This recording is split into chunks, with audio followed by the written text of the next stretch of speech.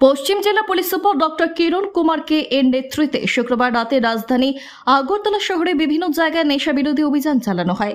নেশা সেবনকারী সন্দেহে 40 জনকে আটক করেছে।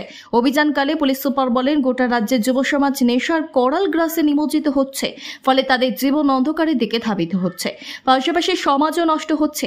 প্রতিনিয়তই সাধারণ নাগরিক এই অভিযোগ জানিয়ে আসছেন। এরই পরিপ্রেক্ষিতে পূর্ব এবং পশ্চিম থানা এলাকায় এদিন অভিযান চালানো হয়েছে। আস্তাবল ময়দান, ডিমসাগর লেক এলাকা সহ বিভিন্ন জায়গায় এই অভিযোগ চালানো হয়েছে। এরই পরিপ্রেক্ষিতে 40 জনের উপর যুবককে আটক করেছে পুলিশ। তাদের প্রত্যেকেই বিভিন্ন নেশার সঙ্গে যুক্ত। এ ধরনের অভিযান অব্যাহত থাকবে বলে পুলিশ সুপার জানিয়েছেন।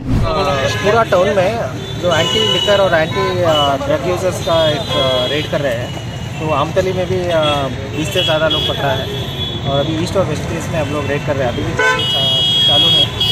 तो यही हम लोगों को बहुत दिनों से यही खबर मिल रहा है कि ग्राउंड के पीछे और ये दीम सागर, ये जब बहुत पब्लिक भी कंप्लेंट कर रहे हैं कि बहुत सारा ड्रग यूजर्स है, शाम को आके जो नॉर्मल सिटीजन है उनको तंग करते हैं ऐसे। तो ये हम लोग एक स्पेशल रेड किया है, तो आज से हम लोग ऑलमोस्ट रेगुलरली अभी ये करेंगे।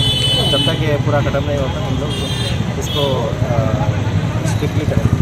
अभी तक कितने आदमी को आपने अभी तक हमारे पास ऑलमोस्ट 40 लोग ऐसा है और भी अभी चालू है। अभी आमतली और सदर सब डिवीजन में चल रहा है।